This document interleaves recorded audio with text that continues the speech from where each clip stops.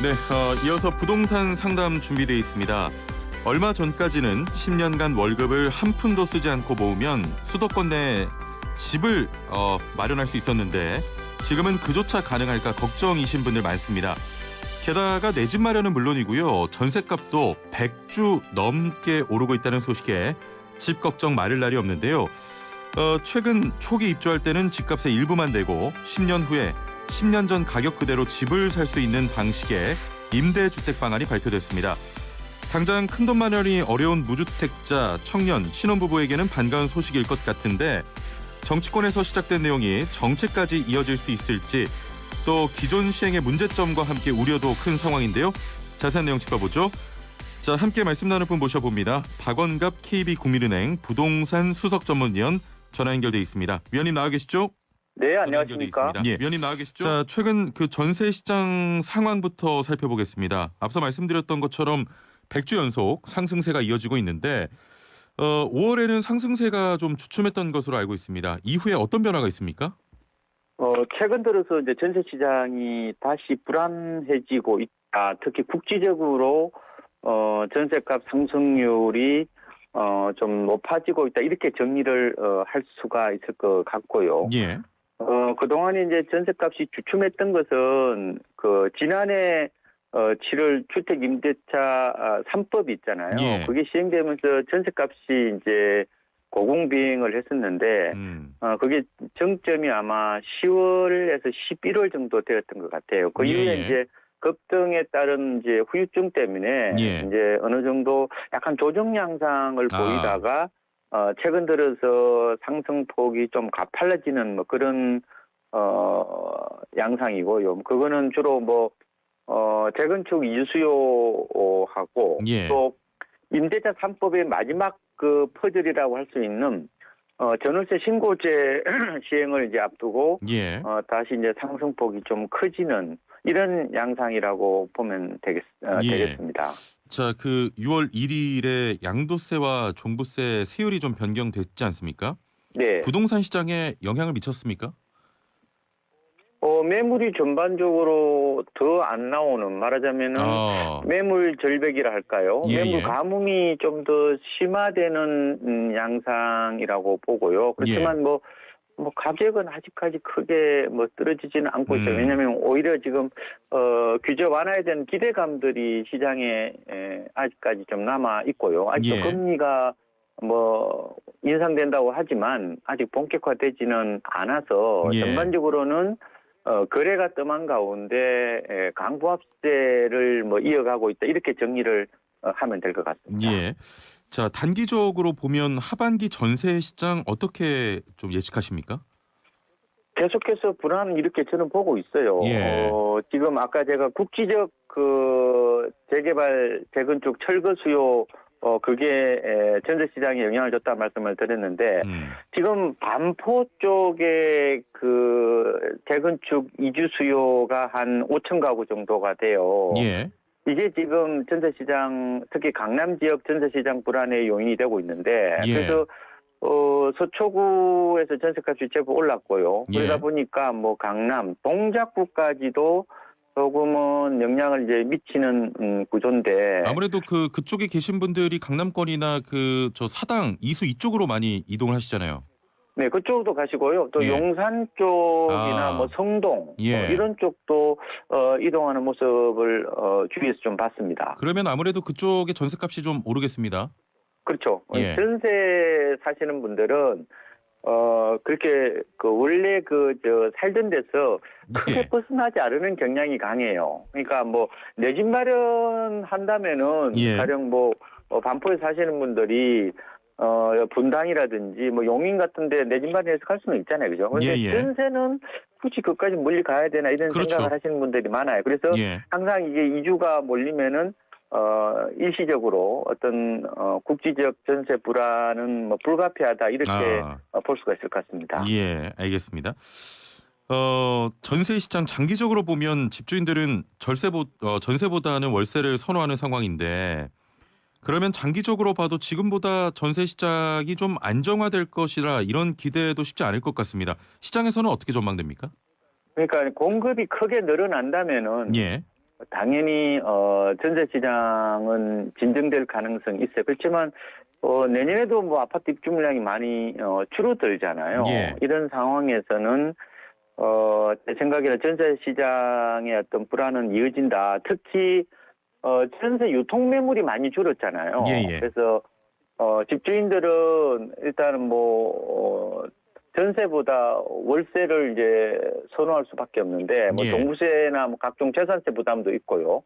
그리고 임대차 3법 그것 때문에 아무래도 전세를 놓기보다 월세로 돌리려는 경향 예. 이게 이제 지금 시장의 큰 트렌드인데요. 말하자면 전세 종말이나 전세의 어떻게 보면 소멸이라 할까요? 이거로 가는 어떤 과도기적 과정이라고 보시면 될 것 같아요. 그래서 이 월세화의 속도를 좀 늦추는 이런 대책들이 좀 현실적으로 나와야 되지 않을까 이런 생각도 해보고 있습니다.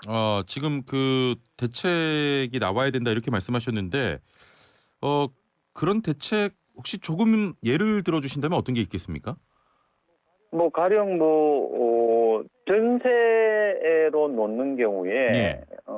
조금 세부담을 완화시키는 뭐 그런 방안들이지요. 예. 네.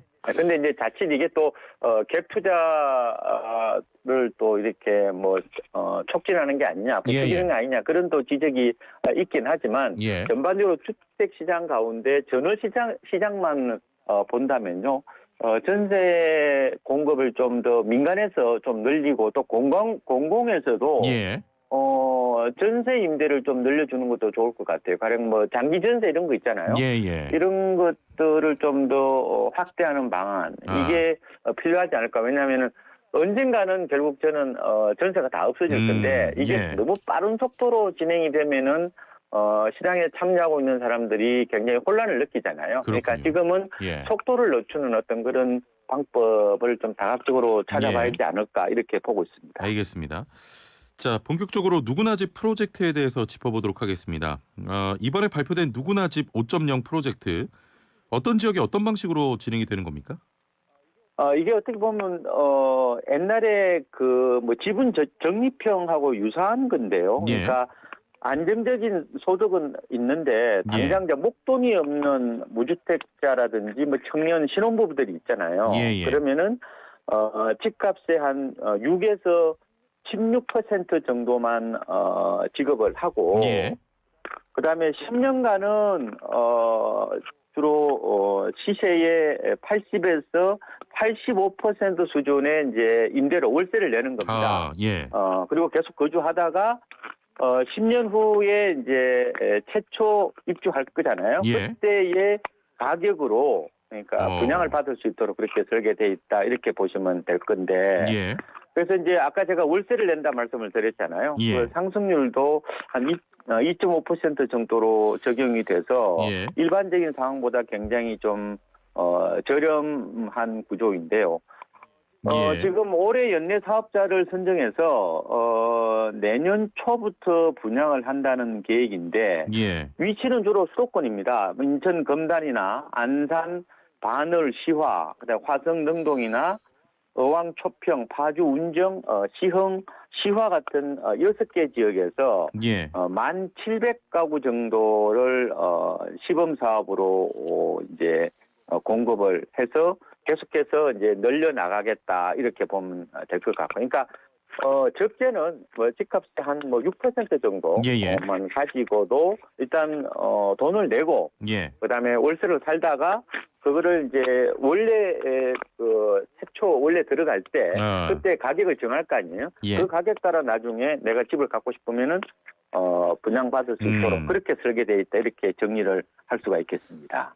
여기서 좀 궁금한 게 그러면 10년 뒤에 분양가를 지금 책정을 하는 겁니까? 그렇습니다. 그러니까 보통 그 지분 적립형 분양주택하고 제가 비슷하다고 말씀드렸잖아요. 근데 이거는 이제 분양가의 한 10에서 25% 정도를 내고 입주를 해요. 그리고 이제 주택 사업자로부터 이제 20년에서 30년에 걸쳐 이자와 함께 이제 지분을 조금 늘릴 거 아니에요. 그죠? 그런데 이거는 일단은 10년을 살아보고요.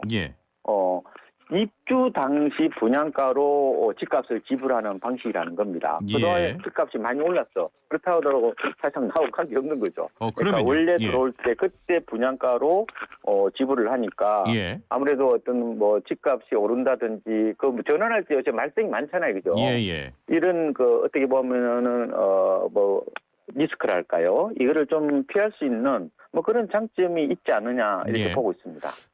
그 장점은 이해가 됩니다만 입주 시 처음 확정된 집값으로 분양을 받을 수 있는 제도다. 이런 제도 같은데 집에서 살고 결국 분양을 받는 사람들에겐 이익이지만 수익성이 조금 낮다 보니까 사업자의 참여가 조금 부족할 것 같다. 이런 생각이 드는데 어떻습니까? 이 부분들이 좀 우려가 되고 있는 것은 맞아요. 예. 그러니까 이게 분명히 그 세입자 그러니까 분양 받는 사람 입장에서는 굉장히 유리한 어떤 그런 측면이 있는데 예. 근데 이제 이거를 공급하는 사람 입장에서는 약간 좀 불리하지 않느냐 이런 얘기를 좀 하고 있거든요. 아무래도 그 수익성의 측면에서는 조금 불리할 수도 있을 것 같거든요. 그렇죠. 예. 그러니까 가령 이제 이게 누구나 집 같은 경우는 종전에 공공임대나 뉴스테이하고는 달라요. 그러니까 공공임대나 뉴스테이는 10년 후 10년 동안 임대를 하고 나서 분양 전환할 때 그 발생한 시세 차익을 모두 공급자가 다 독식하는 구조거든요. 그런데 누구나 집은 사업 시행자가 적정 개발 이익 10%만 취하고 그죠? 이후에 시세 차익은 입주자가 가져가는 구조고요. 그리고 집값이 떨어진다. 이렇게 될 경우에 말하자면 시행자 공급자가 분양 전환시까지 비용을 우선 충당하기 때문에 입주자가 입을 금전적 피해는 크게 없어요. 이러다 보니까 결국은 일종의 시속 게임이라고 본다면요. 그러니까 이 구조 자체는 분양받는 사람은 어떻게 보면은 로또 정도까지는 아니더라도 지분을 나누게 되니까요. 개발 이익을 나누게 되니까 그 정도는 아니더라도 리스크를 많이 줄이는 반면에 공급자는 여러 가지 좀 리스크를 좀 떠안아야 되는 뭐 그런 부분들이 좀 있지 않느냐 이렇게 보고 있습니다. 예, 알겠습니다. 예전에 빚내서 집 사라고 해서 무주택자였다가 억지로 집을 좀 빚으로 장만한 사람들 지금까지 좀 빚에 허덕이는 사람들도 있는데 이 사람들은 그럼 무주택 청년 신혼부부가 아니니까 대상자에 해당이 안 되나요? 라고 4257번님께서 질문을 하셨거든요. 그거는 이제 어느 정도 기준이 있잖아요. 그거 어떻게 나올지는 좀 두고 봐야 될 것 같아요. 근데 이거는 구조적으로 부고 복지에 해당이 되는 거거든요. 그래서 과연 어느 정도 이게 뭐 소득이나 자산 기준을 정할지는 아마 후속 보도를 좀 지켜보시면은 좋지 않을까 이렇게 보고 있습니다. 10년이 지났는데도 집값을 모두 모으지 못할 수도 있잖아요. 그럴 땐 나가야 됩니까? 아니요, 계속해서 살 수가 있어요. 그러니까, 월세 내고? 그러니까 6에서 제가 16%라고 말씀을 드렸잖아요. 그러니까 6%를 내면은 거주권을 일단 가지는 거예요. 그렇죠.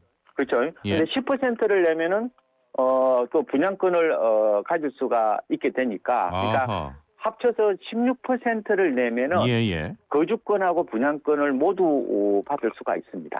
그렇군요. 알겠습니다. 이번에 누구나 집 5.0 프로젝트와 함께 이전에 영종도 미단시티 사례가 좀 언급이 되고 있습니다. 민간 사업자를 좀 구하기 어려워서 올해 3년 만에 공사에 들어갔는데 이런 문제 해결 방안도 이번 5.0 프로젝트에 포함이 됐습니까?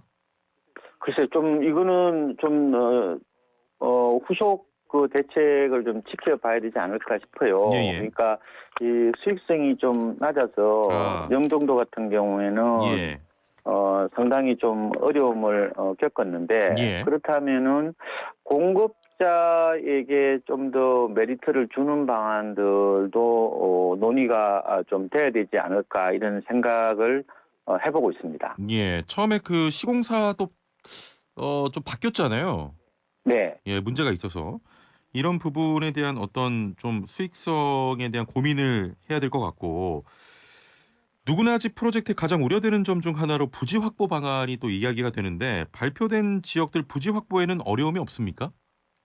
지금 그 시범 사업 같은 경우가 예. 주로 이제 부지는 LH나 뭐 지역주택공사, 뭐 수자원공사가 갖고 있는 말하자면 공공소유로 갖고 있는 지역을 이제 내놓겠다 이런 거니까요. 예. 부지 확보에는 제 생각에는 뭐 큰 문제는 없지 않을까 이런 생각이 드는데 다만 이제 그 파주 운정이라든지 시흥 시화 같은 경우는 용도 변경을 좀 해야 되는 그런 측면은 있어요. 예. 그래서 일단 뭐 부지 확보는 아까 제가 말씀드린 것처럼 뭐 이기 신도시 유보지를 활용해서 내놓겠다 뭐 이렇게 보고 있는데 부지 확보에는 제 생각에는 어차피 뭐 공공 택지를 내놓는다면은 문제가 그거는 없다. 뭐 크게 애로사항은 없지 않을까 예. 예상을 해보고 있습니다. 그 유보 용지의 경우에는 주택용으로 마련된 건 아니지 않습니까?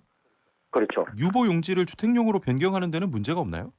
그거는 이제 지역 주민들이 어느 정도 동의를 해줄 수 있는지 예. 그리고 지자체의 어떤 협의 같은 것도 필요할 것 같아요. 지금 이기 신도시 내에 가령 뭐 화성 동탄 2지구나 예. 파주 운정 3지구 같은 경우에 보용지 일부를 활용해서 한 5,800가구를 공급한다는 그런 계획인데요. 예. 그런데 유보지는 주로 주민들을 위한 뭐 자족 시설 용지 같은 경우에요. 예. 그러면 원래 이제 뭐 커뮤니티 시설 이런 거 아니겠어요. 근데 이거를 한번 주택으로 공급하면은 우리가 이용하는 뭐 걸린 이런 용지들이 사실상 없어지는 셈이 되는 거잖아요. 예. 그래서 이거를 만약에 바꾸려고 그러면은 지역 주민들의 어떤 그런 동의 말하자면 그 사람들이 포기를 해줘야 되겠죠. 예. 뭐 이런 어떤 절차가 있어야 주택 용지로 바꿀 수 있지 않을까 예상을 해보고 있습니다. 예. 공급과 관련해서 두 가지 질문을 좀 동시에 드리겠습니다. 조금 전에 그 미단시티 관련 이야기했는데 1,000가구를 제가 그 만든 것으로 알고 있거든요. 1,000가구를 만드는데도 지금 3년이 넘게 걸렸는데 네. 10,000가구 공급이 가능할지 여부하고 이 10,000가구 정도가 공급되면 이 정도 물량이면 수도권 집값에 어떤 영향을 좀 미칠 수 있는지 질문드리겠습니다. 저는 아까 말씀드린 것처럼 뭐 부지 확보만 된다면은 예. 그죠? 그거는 뭐 충분히 저는 가능할 수 있다고 봐요. 예. 근데 이제 공급 물량이 많지는 않잖아요. 어떻게 그렇죠. 보면. 그래서 주택 시장을 뭐 좌지우지할 정도의 큰 영향을 미치지 않을 거다. 예. 공급을 다양화하는 측면. 말하자면 소비자 입장에서는 분양주택을 할 건지 예. 아니면은 임대주택으로 갈 건지 여러 가지 어떤 그 선택폭을 넓혀주는 어떤 그런 뭐 제도가 아닌가 생각이 들고요. 예. 특히 이제 구매력이 많지 않은 뭐 젊은 30대 입장에서는 예. 내 집 마련의 하나의 수단이 될 거다 이렇게 보고 있는데 다만 이제 입지가 있잖아요. 예. 뭐 수도권 좀 외곽 쪽에 많이 있어서 그렇죠. 예. 저 업무지구에 좀 가까운 곳에 이런 주택을 만약에 공급한다면은 예. 굉장히 선풍적인 인기를 끌 수가 있겠다. 부동산은 첫 번째도 입지요, 두 번째도 입지요, 세 번째도 입지라는 얘기를 하잖아요. 그렇죠. 그러니까 예. 조금 더 젊은이들이 좋아하는 도심이라든지 예. 뭐 이런 뭐 강남 인근 지역이라든지 아니면 업무지역 주변으로 좀 이런 그 공급 계획을 내놓는다면 예. 진짜 호응을 받지 않을까 예상을 해보고 있습니다. 예. 시간이 다 됐는데 짧게만 한 가지 여쭤보겠습니다. 이번 대책이 투기 수요를 차단하고 또 장기 거주를 통해서 자산을 형성할 수 있도록 좀 유도하는 그런 방향이라는 말이 있는데 그런 부분에서는 효과가 있다고 보십니까? 짧게 부탁드릴게요. 그렇죠. 집을 보는 안목이 조금 달라질 수가 있잖아요. 그러니까 예. 이게 어떻게 보면 내 집 마련의 진입 장벽을 낮추는 어떤 그런 측면도 있는 것 같고요. 그러니까 예. 주로 이거는 주거복지에 해당이 되기 때문에 어쨌든 지금 주택 시장에서 소외된 어떤 그런 뭐 젊은 층이라든지 이런 취약계층들에게 저는 좋은 어떤 그런 어떤 주거의 안전판 역할을 저는 해줄 수 예. 있겠다. 다만 입지에 대한 문제라든지 뭐 여러 가지 그런 세부적인 뭐 공급자에 대한 메리트 이런 것들에 대한 보완책들이 좀 따른다면은 예. 뭐 좋은 방안이다 이렇게 보고 있습니다. 알겠습니다. 오늘 말씀 여기까지 듣겠습니다. 감사합니다. 네, 고맙습니다. 네, 지금까지 박원갑 KB국민은행 부동산 수석 전문위원과 함께했습니다.